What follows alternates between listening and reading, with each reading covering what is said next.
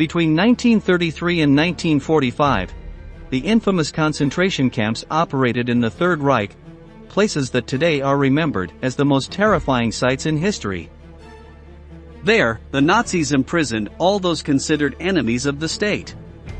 This included Jews, gypsies, homosexuals, prisoners of war and political prisoners, who were subjected to inhumane living conditions and were often mercilessly killed.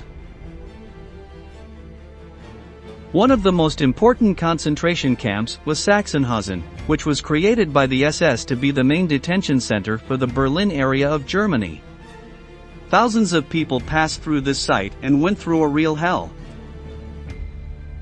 The inmates were forced to work as slaves for the German industry. They witnessed the executions that were carried out daily, and they could not help but wonder what would be their last day alive. Today, in this new episode of Military History, we'll tell you all about Sachsenhausen. The Sachsenhausen concentration camp was built in the summer of 1936 with slave laborers.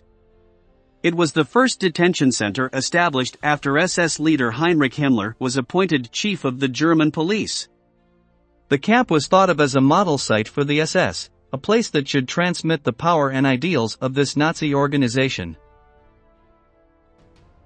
All inmates who entered there were immediately placed under the authority of the SS, who administered the site with an iron fist. For this very reason, the function of Sachsenhausen was not only to house prisoners, but also to train members of the SS. The camp opened its doors on July 12, 1936, and from then on it did not stop receiving prisoners. The number of inmates grew more and more, and increased markedly as more discriminatory laws against Jews were passed. It reached its peak when World War II broke out and the prisoners began to be used as slave laborers, in order to produce for the German war industry. It is estimated that, until the place was liberated by Soviet troops in 1945, around 200,000 people were detained there. The first thing that happened when a prisoner arrived at the Sachsenhausen concentration camp was the classification process. The inmates were separated into different classes and catalogued with marks on their skin, as if they were tools. They were given a number and a uniform, and thus their dehumanization began. They slept crowded together in barracks, and disease and poor nutrition were perfectly normal. Many of the prisoners died due to the appalling living conditions. Every morning, the guards dragged the prisoners out of their barracks, brought them outside, and counted them like cattle, to make sure none had escaped during the night. They were then taken to forced labor zones, where they had to produce materials for the Nazi war industry. One of the most important activities in Sachsenhausen was the production of bricks, which were used in the public buildings of the Third Reich. On the other hand, ammunition was also manufactured, which was the basic input for the weapons used on the battlefront. As in any concentration camp, all those who did not comply with the rules of the place were subjected to terrible physical punishment.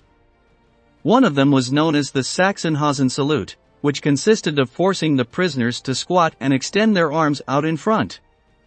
They had to remain in this position for hours, and if someone could not hold it, they received a brutal beating that left them on the verge of death. The other usual method of punishment at this site involved tying the inmates' wrists behind their backs, and hanging them by the hands on poles. On the few occasions when someone tried to escape and was caught, they were sentenced to public hanging, in front of all the other prisoners. The inmates had to observe the execution so that, faced with such an atrocity, no one else would think of escaping. The most common way to kill prisoners was through mass shootings. Those sentenced were taken to the sector of the field called Station Z, where they were placed in a pit and then shot dead. Over time, the SS perfected their methods and replaced executions with gas chambers, where inmates were taken to die by suffocation with poison gas. It is estimated that, during its years of operation under the Third Reich, approximately 100,000 people perished in Sachsenhausen. On the other hand, this center was used to carry out medical experiments that had nothing to envy to those of the infamous Dr. Joseph Mengele. As in Auschwitz, in this concentration camp inmates were used as guinea pigs, and were injected with experimental drugs to test their side effects. The ultimate goal was to apply these chemicals to German soldiers to increase their strength and resilience. However, before doing so, the authorities preferred to ensure that the drugs were not harmful by testing them on prisoners. Naturally, these experiments caused the death of many people. It is also curious to see that, in the Sachsenhausen concentration camp, the Nazis led Operation Bernhard, a mission to sabotage the British economy.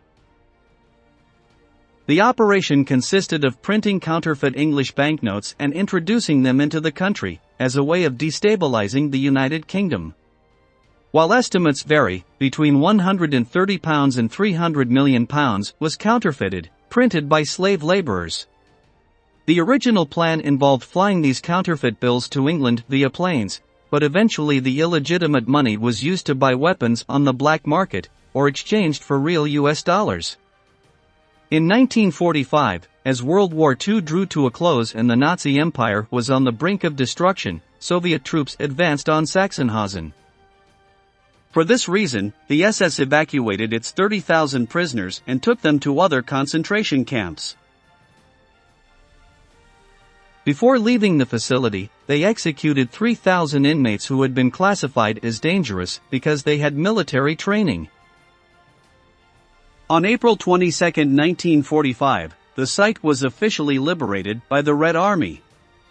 By then, inside there were only 3,000 inmates who had been left behind, as well as some German doctors and nurses.